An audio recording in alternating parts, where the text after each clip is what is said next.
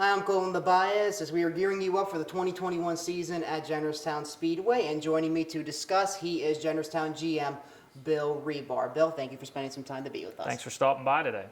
All right, Bill. So, can you maybe go through what you and your staff do during the off season as you guys are gearing up for the season?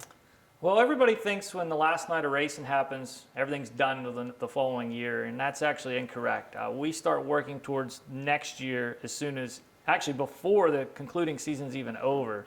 So the preparation, a lot of it has to do with the scheduling of events, touring series, and then just the facility itself. A large facility like Jennerstown, there's a lot of winterizing, and everything you put away, you got to bring back out in the spring. So we've kind of got that down pat now. We have a great group of guys, but behind the scenes on the management side, it's renewing vendor contracts, whether it be for concessions, talking to drivers that are local drivers, getting them registered, pit stalls. So there's a lot involved. To be honest with you, I tell everybody running the racetrack during the race season is a lot easier because there's a whole bunch of people to help. During the off season, it's pretty much me, and then a couple guys help out a little bit part-time. So when you have a bigger staff during the summer, things are a lot easier than it is during the winter. So, Bill, what are some of the touring series that are going to be returning to the track this year, and how excited are you to have all of them back? Well, I'm excited to have everybody back. I'm just excited that we're going to have a 2021 season, hopefully with some sense of normalcy with the vaccines coming out and things like that. Numbers are reducing. So first off, I'm just excited that we're on track to be able to open on time. The NASCAR Will and Modified Tour will return again here in 2021. A little different format. We've actually partnered up with a gentleman that's going to be leasing the Speedway. So the NASCAR Will and Modified Tour will return in May, along with the Martellus Pharmacy late models and the Stoystown Auto Record Modifieds for a show. We'll have the Cars Tour coming back July 3rd once again. Cars Super Late Model Tour, $20,000 with a win, as well as the JEG CRA Pro Late Models. So excited to bring those guys back again. One heck of a race that Bubba Pollard whooped up on them.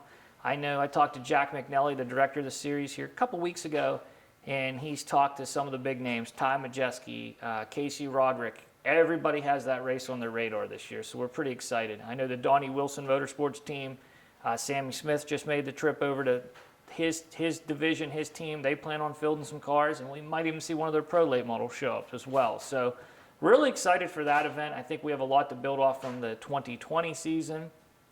The Super Cup Stock Car Series coming back. They're actually going to run 3 events. We'll talk about one a little more in depth. We're going to do something in conjunction with the UMI Motorsports Park, which is up in Clearfield. And then they'll have 2 other events as well. And then the Motor Mountain Masters is coming back. It's not really a touring series, but I kind of consider that. Right now, to date, we have over 20 paid entries for the Motor Mountain Masters, which is pretty astonishing when we're talking in February. That's really become a marquee event in the country. And then we're excited to announce the return of the ISMA SuperModified series. So ISMA has raced there in the past. Back when our ownership group had a member of 6, and now it's down to a group of 3, and we're kind of a little more focused, and we wanted to do something different. We were actually going to scale back this year, Colton. We weren't going to have as many special events. We decided we weren't going to, and then these couple of lease agreements came up, as well as the opportunity a sponsor wanted to bring back the SuperMods. So we kind of put everything together for a big schedule. Yeah, and also, Bill, now going back to the inaugural Keystone 150, which you mentioned a little bit. So how long has that been in the books, and how does the race entail, knowing that it's almost a collaboration with UMI Motorsports Park? Well, I've been talking to Ryan from UMI for about the last 3 or 4 years. I had the opportunity to meet with him at PRI out in Indianapolis a couple years ago, and they are autocross people. They're not really into, not that they're not into the oval track racing. They bought Clearfield Speedway for the intentions of conducting autocross events. And they do a lot different structure than we do at Jennerstown or any other racetrack for that matter. They don't really, a lot of guys pay to do the autocross, but they don't get rewards and things paid back. So there's a lot involved. They've done an amazing job in dressing up their facility, new paint, and they were ready to do some kind of circle track event. So Ryan called me and he says, hey, what do you think I should do? What kind of event? And I immediately said, I feel that the Super Cup Stock Car Series would be a great fit for them. And I said, why don't we partner up? I said, it's not that he doesn't have a fan base. It's just when you haven't raced for that long, I think that we can benefit them and he can benefit us as well.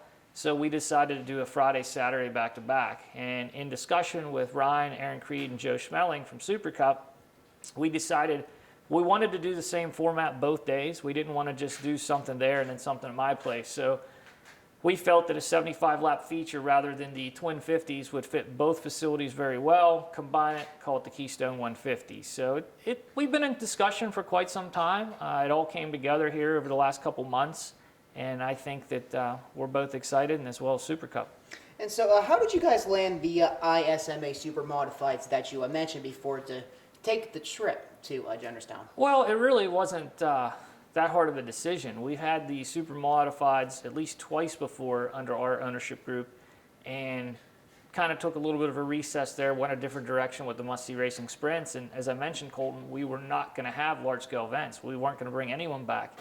And when we start talking to some of our sponsors, and this individual actually wants to remain unnamed at the time, they says, well, why don't you bring the Supermods back? And we said, well, it would take some sponsorship. And in discussions and talking with them, we reached out to the series to see if there was dates available, and sure enough, a date that we had open was, and they were thrilled to get back on the schedule. So I can honestly say, it's not that we didn't want to have them in the past. It just logistically some things didn't work out, and the opportunity, the door opened, and they're coming back in 2021, which is actually Saturday, September 11th. We're just several miles away from the Flight 93 Memorial, so special event on a special weekend. Oh yeah, absolutely, Bill. And are there any notable driver changes that we are going to see this season with maybe some of the local guys? There is undoubtedly a lot of driver changes you're going to see. You're going to see a lot of new faces to Jennerstown Speedway. You're going to see a lot of old faces coming back to Jennerstown Speedway, which is really exciting. When we decided to come up with the new Pro Stock division, which is going to utilize the 602 crate motor on older late model chassis, I knew there was cars out there. I knew there was guys itching to get back into the racetrack at Jennerstown, but maybe didn't want to make that commitment and that leap to the 604 class. So we talked it over, and then it started to leak out that we were looking at doing this, and then there was rumors we were going to drop divisions. So we knew we had to immediately make this announcement midsummer, just to clear everything up. I mean, we're not going to lie to anybody. We try to be very transparent, but sometimes drivers and race teams like to make their own assumptions, and a lot of times they're wrong. So we decided to get the announcement out that we were going to create this division. Normally when you kind of create a division, just from its inception, with not having any other racetracks around, you're lucky to have 6-8 cars the first year. As of right now, as we're standing here, we're looking at 12 plus, which I am absolutely thrilled with. But that's not robbing anybody from any other divisions primarily. This is mostly, there's a few guys moving laterally, like Charger champion Dale Kimberly. He's going to be competing in that division. But it's a lot of guys coming back that haven't been to the racetrack in quite some while. Jim Bryce used to compete at Motordrome in the truck days. Jim actually purchased 2 cars. He purchased one of the Bobby Henry's old cars, and then he has a second car that he purchased from the Miley family that run PMS Motor Speedway.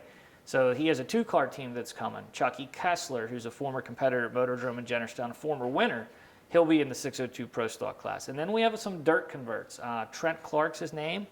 He's from Everett, Pennsylvania, raced dirt at Bedford. He actually purchased Zane Farrell's late model, who will be running in the 602 late model class. And there's several other names. Jeff Giles used to race at Motordrome. So all these names, blasts from the past, are coming back to race at Jennerstown. They were just sitting on the sidelines waiting for that opportunity.